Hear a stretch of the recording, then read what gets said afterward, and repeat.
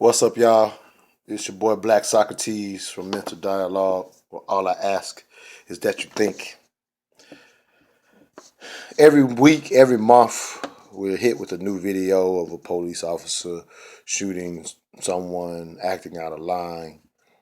I just seen the worst video I've ever seen, literally. I personally, it's sad that I can even try to consider and judge each individual video. They're all terrible to me. But in my opinion, even worse than the Sam DeBose situation where the officer, is questioning him about an ID. He attempts to escape and the officer shoots him in the head. And I constantly do these videos saying I never understand why there's an argument about the fact that there is a police culture that when it comes to their procedures that are not followed quite often in the apprehension of suspects, especially anyone suspects of brown or black hue.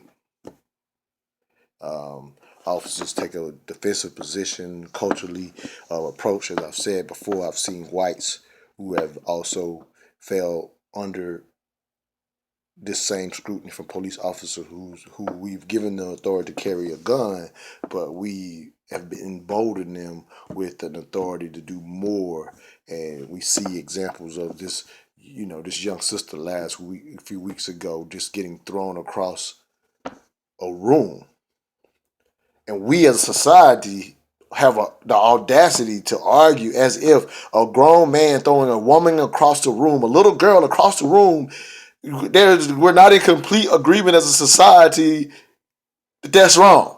Or we go, well, if she had to just listen, like,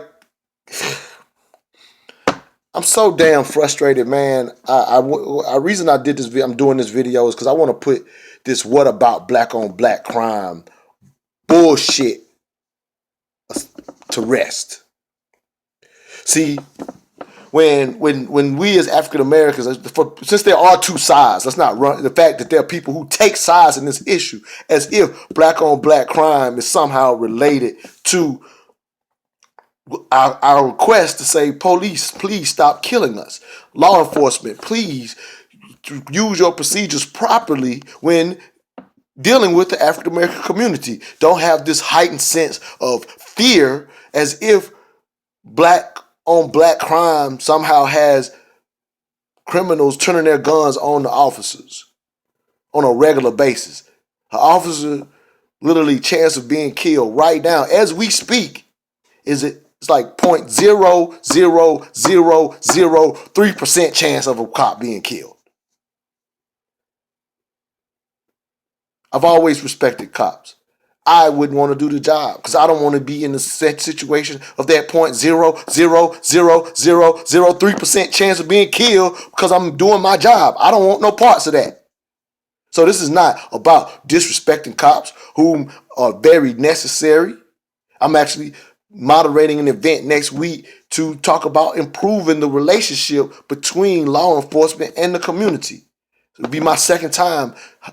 One, I posted an event. This time I'm moderating an event.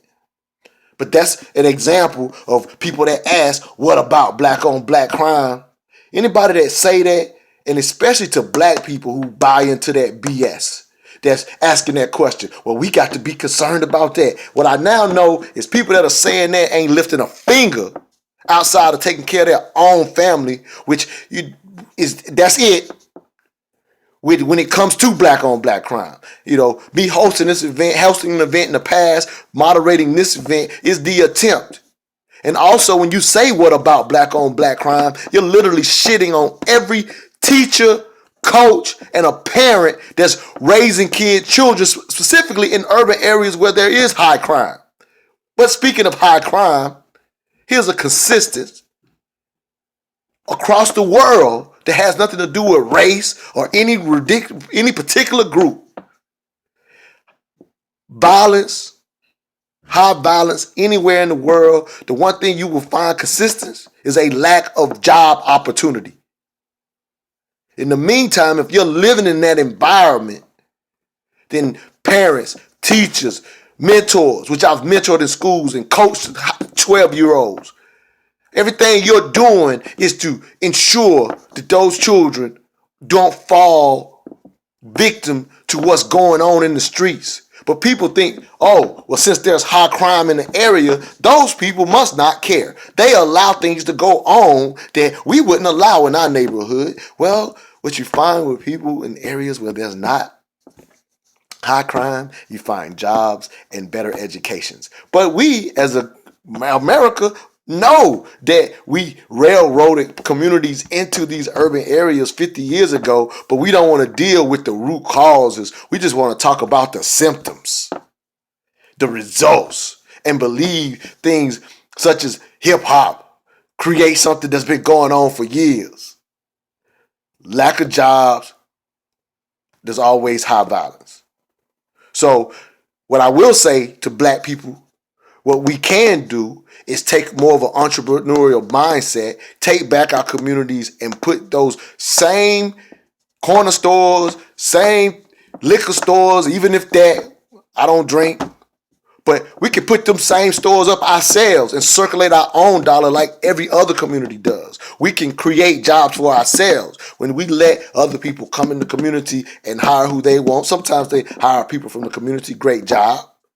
But either way, we know that there is a lack of jobs. I don't want to beg America for them when we can create them ourselves by becoming more entrepreneurs. And as we go off to college, we're running from those neighborhoods. I get it. It's human nature.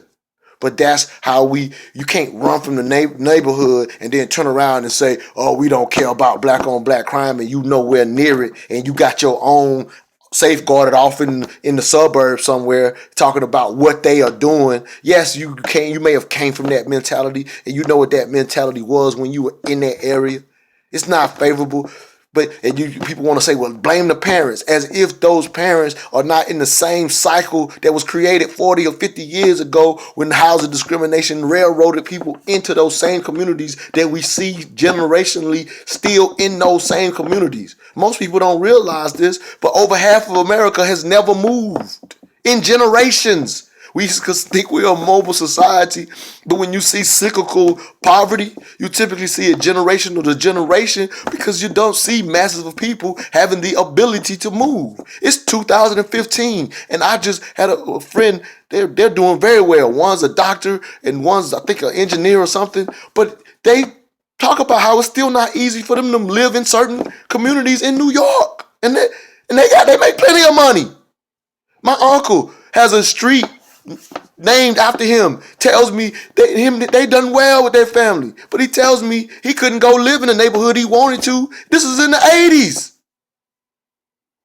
So he lived on the street, kind of was the only one on the edge of the neighborhood, and he was able to name the street. So he has a street named after him. But he says the house he could have lived in that he wanted to live into is worth, even he's doing well for himself. Him and his wife about to retire, doing okay, have raised a family. But they would be worth more if they had got into the original house they wanted to get into versus the house he's in with his own street name. So stop with the illogic of black on black crime, how somehow is related. I just seen the video of the man in Denton, Texas, begging two cops to lay off the sister. They was arresting her. They was beating her up. She's complaining, hollering, screaming, and they're just beating her up and holding her down. And he's like, can y'all, she see she's hurt? Like, he's just saying, even in doing your job, you don't have to do it in that manner. It's two of y'all and one black woman. He rolls up and the cop pulls a gun out on him. He's like, come on, y'all, she's hurting. Got the gun pointed at him. He's not moving. He's not budging. He ain't attacking the cop. He just saying, hey, come on, man. You ain't got to be as strong with the girl. She's hurting. Clearly she needs help. Cop shoots her. It's on my Facebook page right now. Literally, the cop shoots the guy. The guy all he did is had his hands out saying, stop. Cop shoots him. What black on black crime got to do with that moment? What black on black crime got to do with that cop shooting Walter Scott in the back? What black on black crime got to do with this cop killing Samuel DuBose, shooting him in the back of the head, even if he was trying to pull off? That's not the procedures. Procedures are, you're putting another citizen in danger or putting the cop directly in danger of their lives, or they're allowed to use lethal force. Otherwise, They're using it at discretion. Stop killing us. What's going on in our neighborhoods ain't got nothing to do with that moment. Criminals ain't running around killing cops over and over. Yes, there's been a couple situations where it's happened here recently, but them numbers are so minimal compared to what's happening every day. There's nowhere I can live, places with low crime, that I still have to worry about harassment for the cops. The cops ain't justified to say, well, cops are doing more, blacks are doing more crime in this area. There's no place that we can live. We don't have to worry about that. So high crime ain't got nothing to do with why cops over police our community. Stop.